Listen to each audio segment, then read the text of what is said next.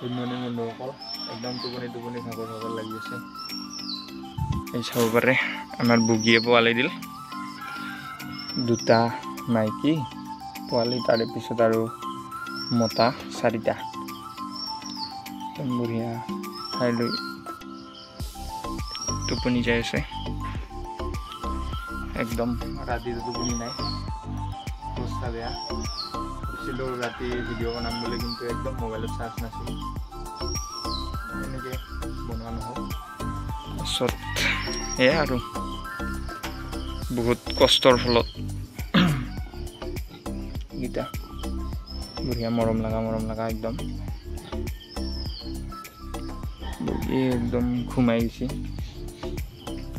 সেয়াই আৰু কষ্টটো কৰিবই লাগিব, উপায় নাই। কৰ্মৰ নামত এইখিনি হ'বই আৰু 2-1 দিন টোপনি ক্ষতি হ'বই, উপায় নাই, এইখিনি কৰিবই লাগিব।